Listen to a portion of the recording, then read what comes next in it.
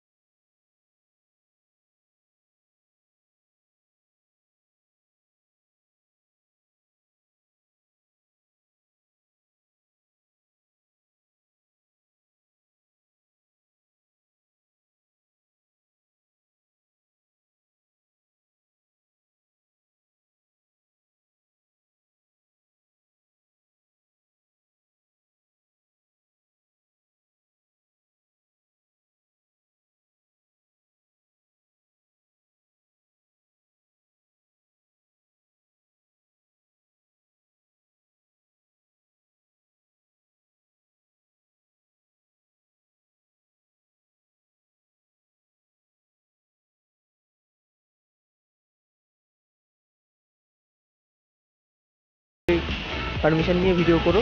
তো দেখতে পাচ্ছ এটা হচ্ছে বাংলাদেশের ট্রেন যাচ্ছে, যাওয়ার সময়কার এটা ভিউ। এইটা পার করলেই সামনে যে গেটটা রয়েছে সেটা পার করলেই বাংলাদেশ। কথায় বলে বাংলাদেশের মাটি নাকি সোনার থেকেও খাঁটি। তো গাইস চলে আসলাম বাংলাদেশে। পিছনে হচ্ছে বাংলাদেশ বর্ডার ছিল, ওটা পার করে চলে আসলাম। ওখানে ভিডিও করা অ্যালাউ ছিল না। চলে আসলাম এখন বাংলাদেশে। আজকে ওয়েদারটাও গরম গরম টাইপের। তো এই জায়গাটার নাম কি বলে, এই জায়গাটার নাম হিলির মধ্যেই আছে, বাংলা এপার বাংলা, এই পারের বাংলায় চলে আসছি, হিলির মধ্যে এটা পড়ে। তো চলো যেতে যেতে আরও বাকি কথা হচ্ছে। বর্ডারের এই পারে তো চলে আসলাম, কিন্তু এই পারে আসার পরেও তোমাদেরকে লাইনে দাঁড়িয়ে ভ্যাকসিনের কাগজ এবং তোমার ছবি আবার ডবল করে তোলা হবে। তোমরা আমাকে দেখতে পাচ্ছ যে আমি লাইনে দাঁড়িয়ে আছি। এটা হচ্ছে বাংলাদেশের হচ্ছে চেকপোস্ট, এটা বাংলাদেশের।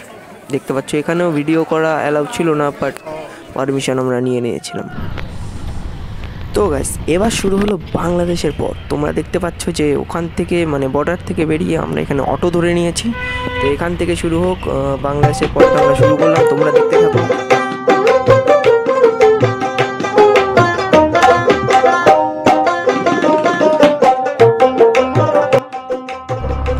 যে বাইকটা তোমরা দেখতে পাচ্ছ সেটা বাংলাদেশের। বাইক দেখলে বোঝা যাবে না, কিন্তু নাম্বার প্লেট দেখলে বুঝতে পারবে এটা বাংলাদেশে, কারণ সবই বাংলায় লেখা আছে, স্পষ্ট দেখতে পাচ্ছ তোমরা।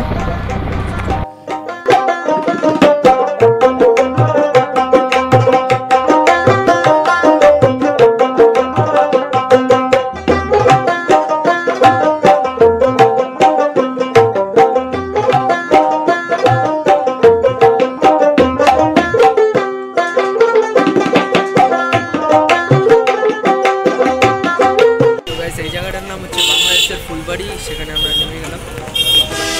এটাও বাংলাদেশের।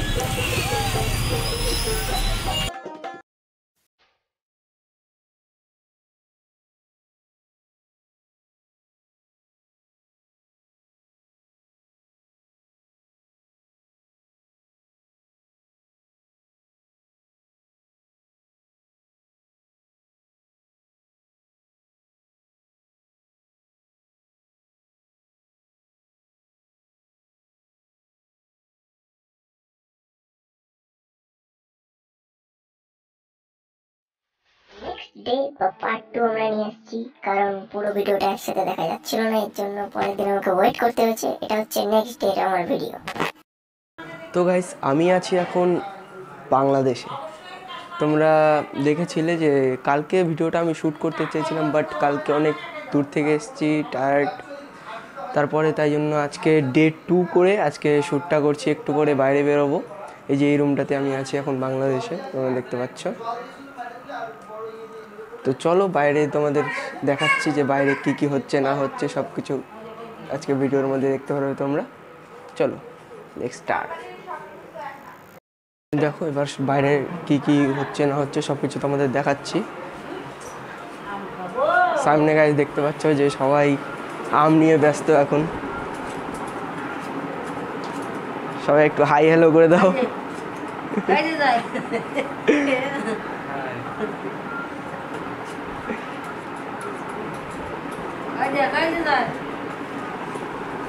তো তোমরা দেখতে পারলে যে বাইরে আম, তো আমের আচার করছে। আর যেটা একটা অটো ধরনের দেখতে পাচ্ছ তোমরা, এটা হচ্ছে বাংলাদেশের চলে, দেখতে পাচ্ছ খুবই স্পিড এগুলার। তোমরা যেটা দেখতে পাচ্ছ এটা হচ্ছে বাংলাদেশের, কি বলে এটাকে বাংলাদেশের অটো, এটা বাংলাদেশের অটো। ঠিক আছে, এটা আমার ইউটিউবে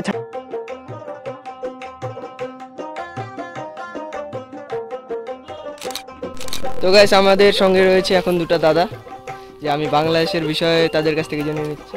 বলো বাংলাদেশের ব্যাপারে কি কি আছে না আছে। আমাদের দেশ হচ্ছে অনেক সুন্দর, দেখা যাচ্ছে এখানে কত ধরনের ফসল। আমাদের ধান, এখানে ধান আমরা সারা বছরই বলতে পারেন উৎপন্ন করি। আমাদের ধান এখন পেকে গেছে, এখন আমাদের কৃষকেরা ওইখানে বসে আছে, ওরা সবাই এখানকার ধান কাটতেছে। এখানকার পরিবেশ অনেক ভালো। গোটা বিশ্বের মধ্যে তো এক নম্বরে হচ্ছে ধান, হ্যাঁ ভারত, বাংলাদেশের ধান। কৃষি প্রধান দেশ, সব কিছু আছে। ভুট্টা আমাদের দেশের মানুষ অনেক পরিশ্রম করে। আছে, কুষার আছে, হ্যাঁ আছে। আমাদের পাশে ধান ক্ষেতের পাশে আছে ভুট্টা বাড়ি। এই ওখানে ধান বাড়ির পাশে আছে ভুট্টা ক্ষেত, আবার শশা, তার সামনে আছে পুকুর, সামনে আছে মসজিদ। মোট মিলিয়ে আমাদের এখানকার পরিবেশ অনেক সুন্দর এবং এখানে মানুষের সমাগম অনেক বেশি।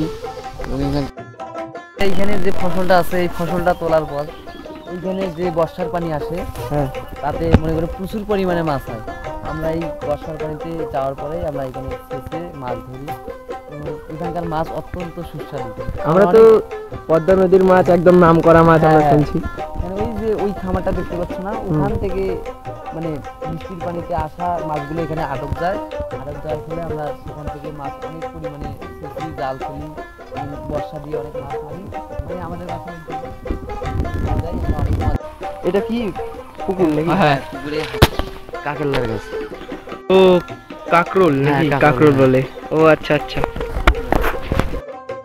সমস্ত জমির একদম মাঝখানে আমি এখন। দাদারা অনেক হেল্প করছে আমাকে, এখানে অনেক সাজেশন দিচ্ছে কি কি গাছ রয়েছে এখানে। যেমন এখানে দেখাতে বটবটি গাছ দেখালো, এখানে এটা বটবটি গাছ। আম বাগান আছে সামনে, আম বাগান আছে বলে সামনে আবার। তো গাইস আবার ঘরের ভিতরে চলে আসলাম। তো আজকের ব্লগটা এখানেই শেষ করছি, দেখা হচ্ছে নেক্সট ব্লগে। এরপরে আমরা আরও একটা ধামাকা মানে খুব ভালো একটা ভ্লগ নিয়ে আসতে চলেছি। বাংলাদেশের দ্বিতীয় স্থান নামে পরিচিত সেটা স্বপ্নপুরী, সেখানে যেতে চলেছি এরপরের ভ্লগে। তো এই ভ্লগটা ভালো লাগলে লাইক করো, শেয়ার করো আর সাবস্ক্রাইব করতে হবে পরের ভ্লগ দেখার জন্য। তো আজকের মতো ভিডিও এখানেই, দেখা হচ্ছে নেক্সট ভিডিওতে। তো আজকের মতো tata, bye bye, good bye.